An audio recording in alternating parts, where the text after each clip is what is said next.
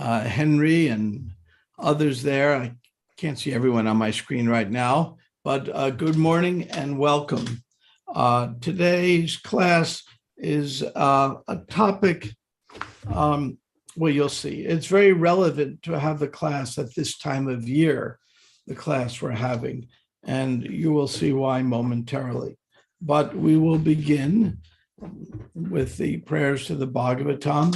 Om Namo Bhagavate Vasudevaya. Om Namo Bhagavate Vasudevaya. Om Namo Bhagavate Vasudevaya. So, today we are talking from Canto 10, Chapter 13. It's text 20 and 21.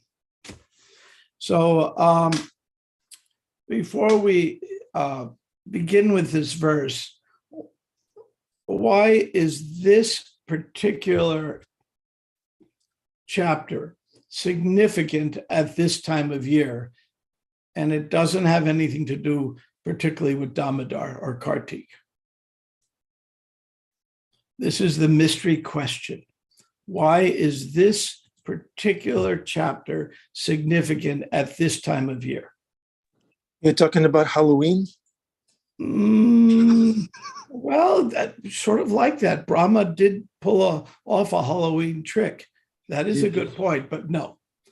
How many of you on Halloween dressed up as Hare Krishnas?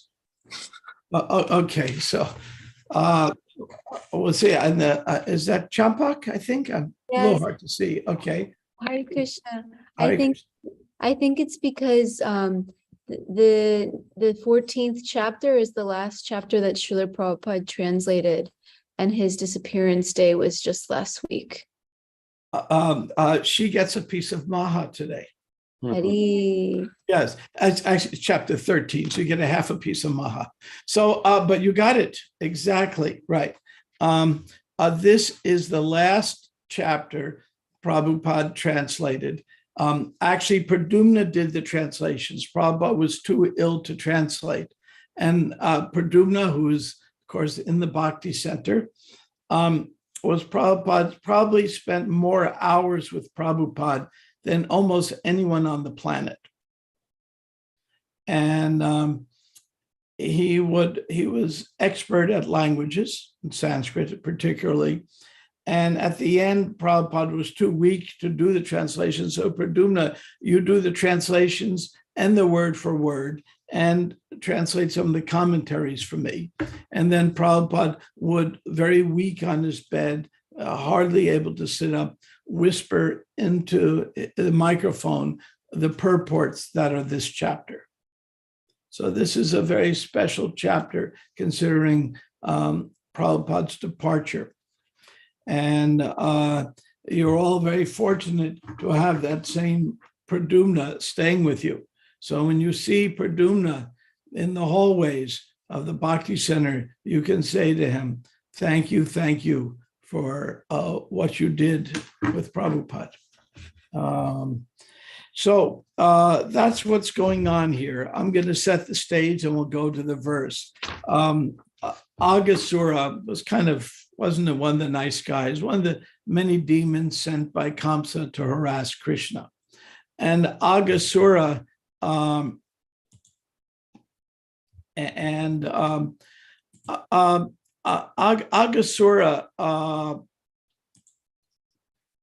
after he was taken care of, and the way Krishna takes care of demons, then the boys, Krishna and the cowherd boys and the cows, went out to the fields, and then they have a picnic lunch. They bring, as Prabhupada describes, there's tiffin. The modern version would be a peanut butter and jelly sandwich. But in those days, they probably ate a little better. Though we all know peanut butter and jelly is a very Vedic sandwich. It's chapati and chutney and lentils all combined. But anyway, they went out, and while they were out in the forest, the calves wandered off a little further than they're supposed to. And the boys got anxiety. Oh, we're cowherd boys. They were watching not the cows, but the calves, because they were small boys. And oh no, they're gone. We have to find them. Krishna says, no, don't interrupt your lunch. Eat your lunch. I'll find them. And Krishna wandered off, and the calves were nowhere to be found. And when Krishna came back, the cowherd boys were nowhere to be found. All had disappeared. Now, Krishna is a supreme person. So, they are, somebody said they're calf herd boys. That's a good point. I like that point. So when Krishna for a moment acted bewildered. He thought about it. Where are they? I wonder what's going on. Of course, he's Paramatma, so he knows, but assuming the role in the human form like this, he acted bewildered, says, aha, I know, Lord Brahma took them. Now, Brahma took them, and this will be a point we'll discuss in a little bit, only for a moment. He just wanted to show Krishna that he was very powerful. He's kind of showing off. Hey, Krishna, look what I can do. And all the cowherd boys and the calves were gone. And then Krishna immediately said, I can live with this, and immediately manifested himself into all the cowherd boys and all the calves. So every cowherd boy and every calf was actually Vishnu Tattva, Krishna himself manifested. And they looked exactly like the missing cowherd boys who Lord Brahma had taken to a cave. And they were gone for 1 year. They were in this cave in this mystical slumber, kind of like a bear hibernating. They were all in the cave, cowherd boys and calves hibernating. So they were in this cave, and Krishna manifested as them. And when Krishna manifested as them, they were addressed exactly as they were when they left. And they looked exactly. If one of the cowherd boys had a dimple, this replacement cowherd boy had a dimple. If one of them spoke with I don't know, I'm guessing, let's say a speech impediment, that one spoke that way, the way sometimes young boys speak in their cute way, identical. And then Krishna took them home, and they went to their parents' house, and they looked identical. There was no difference. And what's that term for somebody who looks identical to you but is not blood related? I forgot the term. Doppelganger? Yes, doppelganger. And that's what happened. They were identical in every regard. Sometimes somebody will walk up to you on the street. Are you so-and-so? No, I never heard of so-and-so. You look so much like them. I mean, this has probably happened to all of you. I remember Hamsaduda, our late godbrother, he always used to walk up to me and say, so how are you doing, Woody? Because my name is Brahma. But he thought I was Woody Allen. So he would say that to me all the time. Why would people think I'm Woody Allen? Anyway, that's a whole other story. So Lord Brahma was trying to show off a little bit, and Krishna then made these Vishnu Tattvas, and they went home, and everybody at the parents all love their children and love Krishna, and they kind of love, their love for Krishna was there, and naturally their love for their children was there, and they were kind of divided their loyalties that way because they love Krishna so much. It's my own child, but I love Krishna. Now their own child was Krishna. And when their children came home, their parents' love for their child increased hundreds of times. I love my child so much, but what happened? My affection went up. And the mothers, when the cows came home to the calves, the cow mothers just love their calves so much more. And they loved them so much more to begin with. Then they loved them so much more then, because all these were Vishnu Tattva. So Krishna is the only male I've ever met who's good at multitasking. A lot of ladies are somehow by nature pretty good at it. But men, we pretend we're good at multitasking. Well, we're terrible at it. I mean, we just screw everything up. But Krishna is the one male who can multitask everything. And he did. So one time he's teaching Brahma a lesson, then he's giving all the cowherd, he's giving all the villagers of Vrindavan who really wanted Krishna as their son, a chance to have Krishna as a son. He's letting the cows actually have a more intimate relationship with Krishna because now he's the calves. I mean, amazing story. So this is the scene we're setting here. And this is, again, the last chapter that Prabhupada wrote the purports for when he was with us. I'm going to just read a translation from the beginning of the chapters, again, setting the stage. O King, kindly hear me with great attention. Although the activities of the Supreme Lord are very confidential, no ordinary man being able to understand them, I shall speak to you about them for you. For spiritual masters explain to submissive disciples even subject matters that are very confidential and difficult to understand. Now, this subject matter, the theme of our class will be how difficult this is to understand. And I'm going to give you a modern analog to put that in context. So we're going to get to the verses, and we'll go to verse 20 and 21. I got to cue something up here. While I'm doing that, I'm going to ask someone to read the verse and read the translation. Who would like to be the reader for me? Do we have a volunteer? You can just unmute. Not one volunteer. Where's Adi? He always does this. Are you going to put the verse on the screen, Prabhu, and then one of us can read it? Oh, I was expecting that should have been done. Okay, I'll read it. It's not queued up then for the screen. Usually it is. Sorry about that. Champakalata looks like she can read it.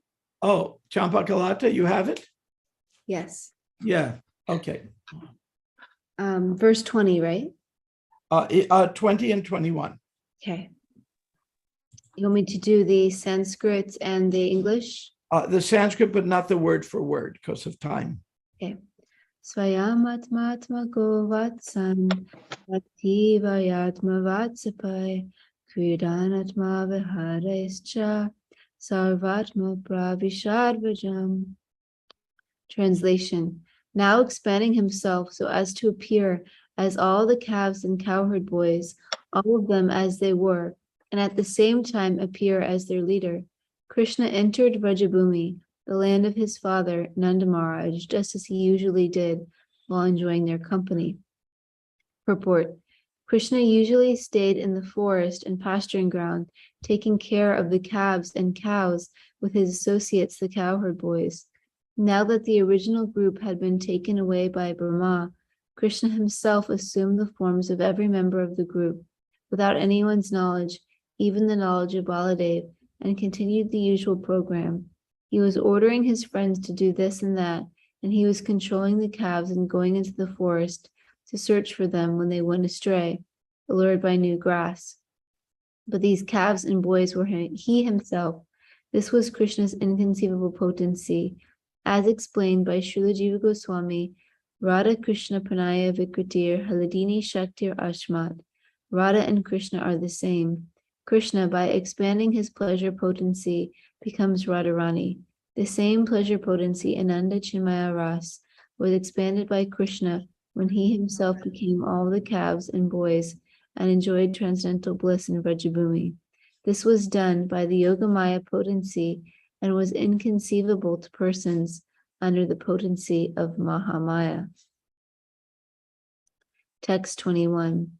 Tatad vatsan pitan nitva tatad goste niveshasha tatad atma bhavad rajams tatat sadma pravishtavan.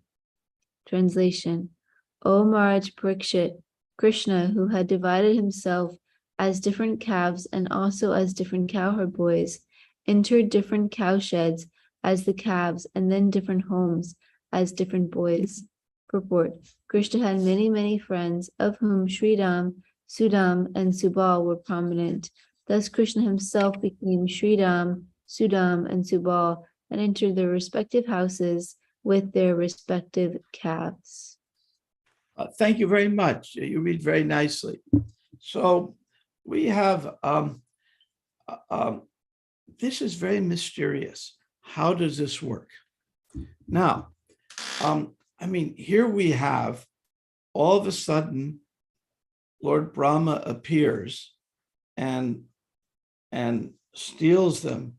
And then Krishna does this expansion. This is weird stuff, isn't it? This is really weird stuff. Also, let's look at the time factor. How much time passed between when Lord Brahma took the boys and then Lord Brahma came back to see what's going on? How much time passed? Can somebody tell me? A moment. Maybe. What else? Well, that's true, but 1 year. well, which was it? A moment or a year? It was in human calculation, like Yeah. on the earthly planet, it's 1 year. Yeah. And we see this in reality. For example, Prabhupada had mentioned an example. When a satellite goes around the planet, it takes 1 hour. So that's its 1 year. Hours for our Earth to go around one time. I mean, that's 1 day. For ours is 24 hours. Now, time as something relative is an odd concept, that there can be different times. Turns out, according to Einstein's special theory of relativity, this is all true. For example, if, let us say, we have a twin, we have two Henrys, and one of them has each of them has a really superb Rolex watch, keeps perfect time. And one Henry, we send off to the moon and back. So he goes very fast. Rockets go 25,000 miles an hour. And he comes back. And the other Henry, his twin, is on Earth. Will the clocks be the same? Does somebody know? They'll actually be different. Microsecond. And this has been done many, many times, this experiment repeated. In fact, all of your global positioning satellites, your GPS satellites, have to be adjusted all the time because they're moving very fast in outer space. The clocks move at a slightly slower pace than the ones on Earth. And if they don't regularly send adjustments to them, what happens is you'll end up in the Bronx when you really want it to be in Brooklyn. And we don't want that to happen to anybody. So this weird concept of Einstein that time is relative has been proven over and over again to be the facts of science. You all know the equation E equals mc squared. Well, what does that equation only works if time can be compressed when we're going faster. Now, if somebody would like to explain why, when it's question times, I can try to go into an explanation of why that works. Nevertheless, it's true. Now, this is very mysterious. one of the most famous physicists of the 20th century, brilliant, brilliant physicist who came up with many of the theories of quantum mechanics, has a quote. I'll give you his quote, which is very much fits in with the same thing that is being said herein, that this is difficult to understand. And Richard Feynman said, if you think you understand quantum mechanics, you don't understand quantum mechanics. And so there are inconceivable things. Einstein, when asked about quantum entanglement, another topic we can get into, very, very mysterious, how you have an object on Earth, and let's say it's an object on the moon, and they're entangled. And one of them goes into state A, and it automatically makes instantaneously the one on the moon must be in state B, maybe up or down or a different color or some different state. Inconceivable. And Einstein said that's impossible because the speed limit of the universe is the speed of light. You get a ticket if you go faster than the speed of light. That ticket you get is called oblivion. It can't happen. And so here you have instantaneous information being sent, much instantaneous. That means faster than the speed of light. So Einstein said this is spooky action. Feynman says you really can't understand it. So in modern quantum physics, we have such phenomena going on. So we're reading in the Bhagavatam, we may say this is far out, mystical, whatever. Modern physics is also far out and mystical. So these things are not even so far outside the human view. So we have time dilation, we have multiverses. What's a multiverse? Now, a multiverse is one theory, just a theory, not proven. Time dilation is proven, multiverse isn't. That there are multiple verses going on. We have, there is a universe in which I am sitting here speaking to you. That's this universe. As another universe where I might be sitting in a Bhagavatam class. Right, this is craziness. I'll give you a story about Brahma, and then I'll give you a video clip that will just bewilder you more. But that's the purpose of what I'm trying to say today. So Lord Brahma once went to Dwarka to visit Krishna. And Lord Brahma knocked at the door, and the gatekeepers came and said, "Oh, who's there?" Said, "Oh, it's Lord Brahma. I come to see Lord Vishnu." And said, "Oh, just wait a minute. Let me tell him." And then the doorkeeper comes back and says, "The Lord wants to know, which Brahma are you?" And Brahma's like, "Which Brahma? I am the Brahma. There is one Brahma. I am four-headed Brahma." Just like I'm four-eyed Brahma. He said, "I am four-headed Brahma." That's what do you mean, which Brahma? What a silly question. And so then the doorkeeper comes back and says, "Okay, you can come in." And Brahma comes in and says to the Lord, "Why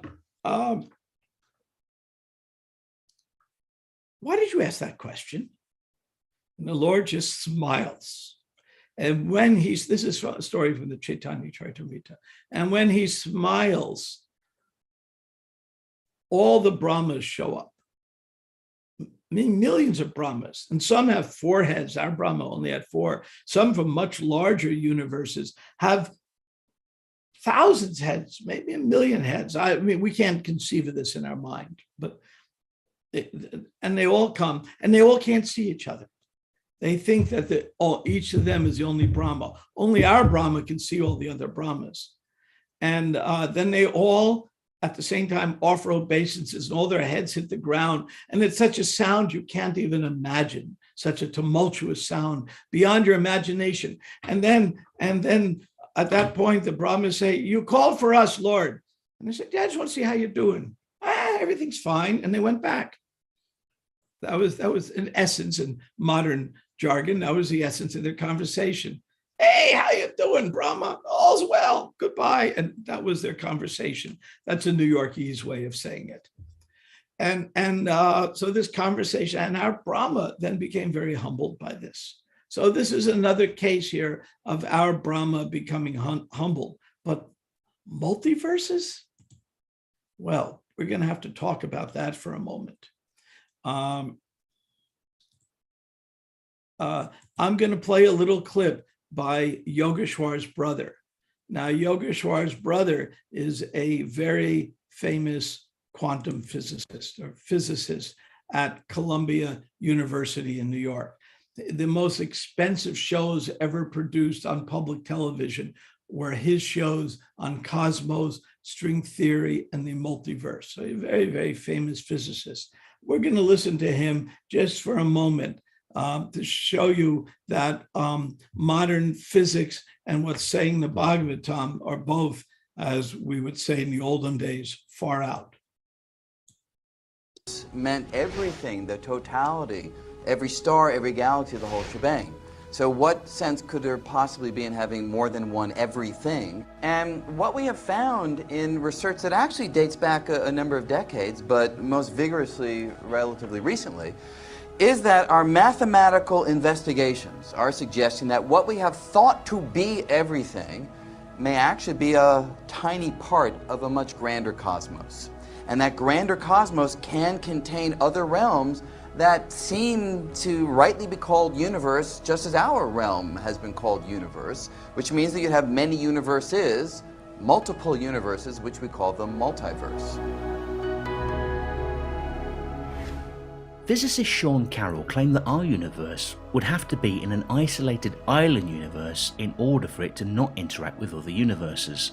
Otherwise, our universe would be affected by the ripples from bubbles of another universe that it bumps into as it passes by.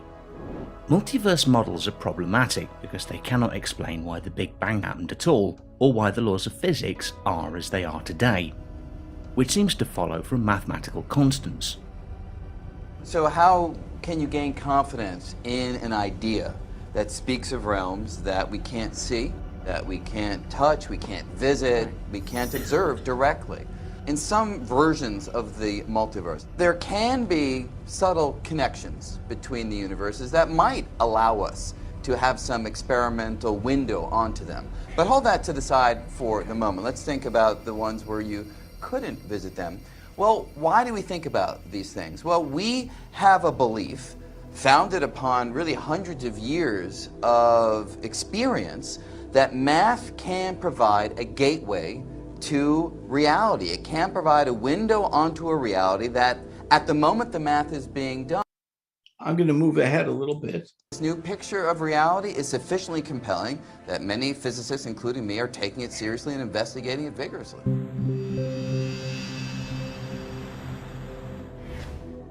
The concept of multiple universes depends on the conception of reality as a four-dimensional space-time continuum, which everything that could possibly happen does happen in some universe. It is often misinterpreted as implying there exists many copies of you, and indeed there are different possible versions or replicas of you in other universes, similar to how different possible ways for you to watch this video can be imagined as occurring in parallel worlds. However, this idea is more easily understood by considering non-trivial quantum mechanics examples such as Schrödinger's cat.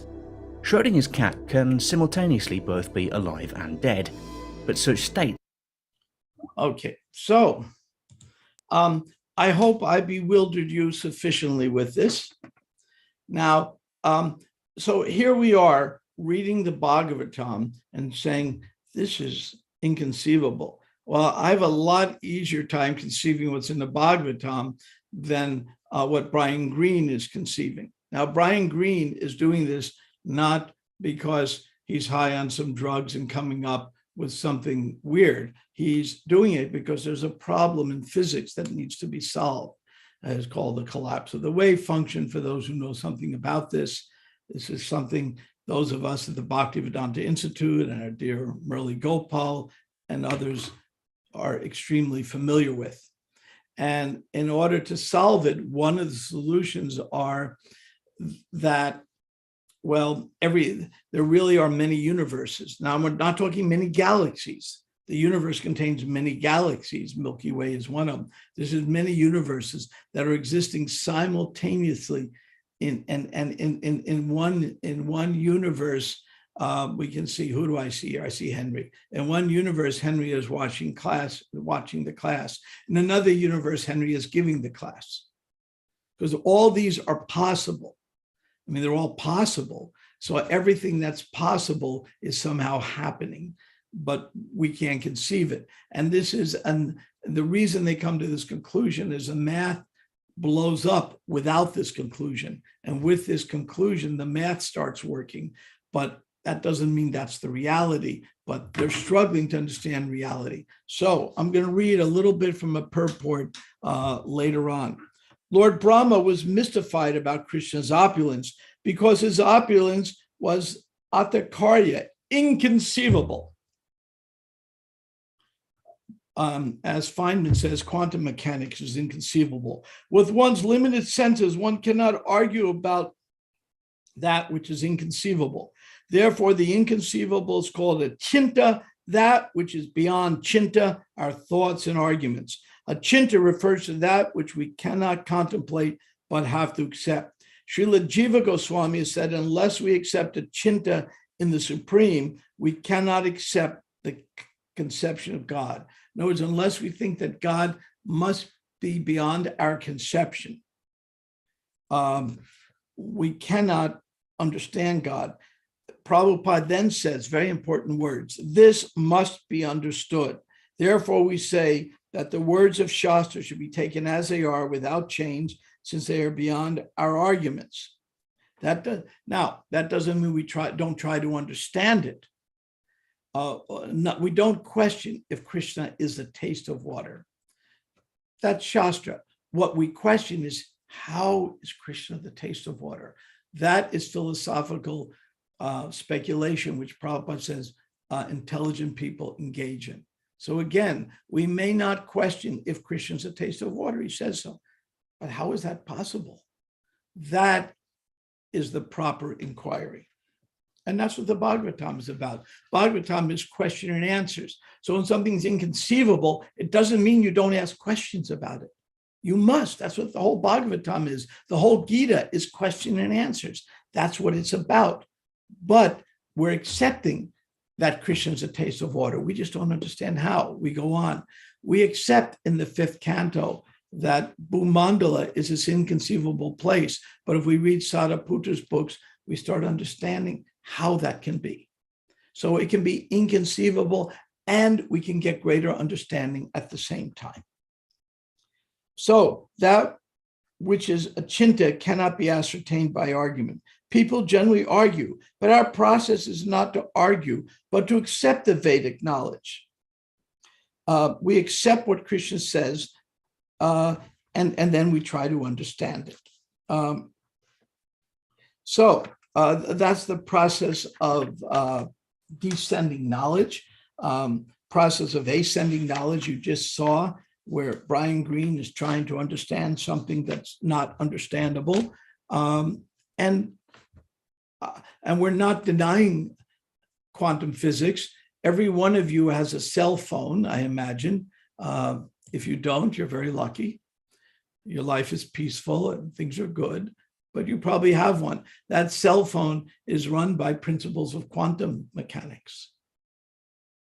Without quantum mechanics, we don't have transistors, and without transistors, we don't have integrated circuits. Without integrated circuits, there's no computers or cell phones. Your light display on there, your LED lights, is simply a quantum mechanical effect. So all of this, I mean, there is quantum mechanics is part of what we're living with, but part of it is inconceivable. So I'm using that as an analogy to say when there's inconceivable things in our world, as Richard Feynman says, if you understand it, if you say you understand it, you don't. And a way that as a metaphor for dealing with this incredible story here. So why did this happen, this adventure? Well, Prabhupada explains in the later purport, Krishna was playing like a dramatic actor. This is 3 purports before Prabhupada's last purport he ever wrote. Krishna was playing like a dramatic actor. By the way, the purports in this chapter tend to be long, even though it's at the very end. Because Brahma had some false prestige, thinking he had some power, Krishna showed him his real position. And then Prabhupada goes on to describe the incident I told you about Lord Brahma in Dwarka. And at the very end, and the last verse that Prabhupada translated, Lord Brahma rises gradually, wiping his 2 eyes. Lord Brahma looked up at Mukunda, Lord, and Krishna. Lord Brahma, his head bent low, his mind concentrated, his body trembling, very humbly began with faltering words to offer praises to Lord Krishna. Now, here's where we differ from the modern physicist. And this is a difference between the mentality of somebody who's studying Bhagavatam and somebody who's not. When Lord Brahma saw the inconceivable power of Krishna, he became humble, said, oh my gosh, wow. When the physicists see the inconceivable energy of Krishna in terms of quantum mechanics and time dilation and multiverses, whatever's out there, they go, gosh, I can conquer this. They can't, admittedly can't, they can hardly understand it, but I can conquer it. Instead of looking at it and saying, wow, God's creation is amazing. It's amazing. For example, when we look at a painting, let's say we're looking at a painting of Krishna or the Mona Lisa, whatever painting we're looking at, but not a can of soup. That was a stupid painting. Anyway, but we're looking at we're looking at a painting. What is it we're thinking when we're looking at it? We're seeing an image. We're saying, this is amazing. This is beautiful. We are not looking at it like a chemist does. Oh, this white and this paint must be titanium dioxide, and the black color, that must be a carbon derivative. And we're not looking at that kind of detail. We're looking at it and saying, what an amazing artist created it. So that's the difference between how we might look at it and a physicist. We're looking at, when we see this creation, either Lord Brahma's amazing experience or the quantum physicist's amazing experience, or Isaac Newton, who was a great theist, saw the laws of nature. Oh, these amazing laws of nature. We're thinking about the creator of this, and the mundane scientists are thinking how to conquer it and use it for their benefit. So that's the difference in mentality. And that is what Prabhupada is trying to teach us in the very last chapter he ever wrote on in the Bhagavatam. So with that, I'll stop here and see if there are any questions, comments, reflections. Wow. Thank you for entertaining us, enlightening us, blowing our mind, and bringing us closer to Krishna. Okay, Temple Room has a question. Jump up. Okay. Hi, Krishna, Brahma Tirtha Prabhu. Thank you for such a wonderful class. I have a question. Yeah, that was really blowing my mind, like the multiverses video, and the concept that we could be like in multiple universes at the same time. And I'm just wondering, like, is there anything in the Srimad Bhagavatam about that? Like, what is our stance as devotees? You know, are we only in one universe with one body? Are we actually in multiple universes with multiple bodies? And then how does that work in terms of like karma, transmigration of the soul, if we're in multiple universes doing different things? Okay, well, I'll give you the simple answer, yes. Okay, next question. No, I'm only joking. No, that's not okay. Well, first thing is, we don't know that there are multiverses. It's a mathematical problem, and that's how it was solved. Now, we do know that there are Lord Brahma did experience multiple universes when he went to Dwarka and saw all the Brahmas come. And we know that when Lord Vishnu is lying down, he's breathing out unlimited universes. That's what the Bhagavatam directly says. So, Yeah. That part we know, and when he breathes in, the universes come back. And modern cosmology, this is an area that the Bhaktivedanta Institute, which I direct, we have 20 astrophysicists working on it to explain these issues. So, I mean, it's a major issue. But to answer your question, the multiverse, that there's many of that I could be doing this, I could be doing that. It is a wild speculation to solve a mathematical problem. It has never been demonstrated as the actual reality. It is something that would be Brian Greene and others. He didn't come up with the idea, but others have conceived of to deal with a problem in math in solving the collapse of the Schrodinger equation. So this is one theory they come up with, but there's no evidence that that theory is the reality of where we're living, because as you pointed out, we do have certain karma, there's certain free will, and the people who are writing this, the people who come up with these theories cannot explain free will. The question is the universe determined? In the days of Isaac Newton, even though he was a strong theist, in his days, he came up with equations of motion, momentum, gravity, and then the idea, the deterministic idea comes up. Well, if I had a big enough supercomputer, one of these quantum computers that are just coming out, the gigantic supercomputer, we actually have a supercomputer now. It's called the internet, with hundreds of millions of computers plugged into it. So let's say they could all work on the same problem at once, and they could do everything, and they could take all the motions of the universe and program it in. Of course, that can't happen. It's too complicated. But let's say it could happen. Then we could predict what my next word would be. It's all determined. There's no free will. And that's one theory. That theory has so many loopholes in it. The real key, and this is the second area where the Bhaktivedanta Institute works on, one is cosmology, the other big area is consciousness. Its consciousness is not material. If it's beyond the body, then that explains so many things. It explains free will, and then karma fits in, everything fits in, that the whole universe is not entirely deterministic, that some computer is predicting what we're doing.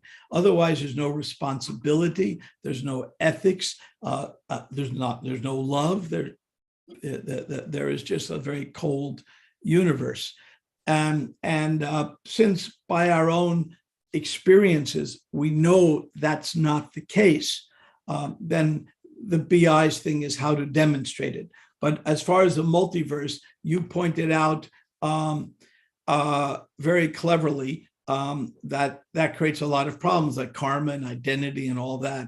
And there are a lot of problems. My own opinion, this is just my own, don't accept this as Shastra, is that it's a phantasmagoria because they really don't understand how the universe works. So they had to come up with something. But that's something that our BI nerds will be putting out. We're putting a book out on some of these topics within the next year. So it's a good question you asked, but I don't think Brian Greene knows Shastra. He's actually a very nice person. I think that's a signal to me. So thank you very much. It's always a pleasure at the Bhakti Center. When you see Pradyumna, make sure you thank him. And everyone have a good and blessed day. I'm so happy to see all my friends here. Hare Krishna. Hare Krishna. Thank you so much. Thank you, Brahma Tirtha Prabhu. Great class.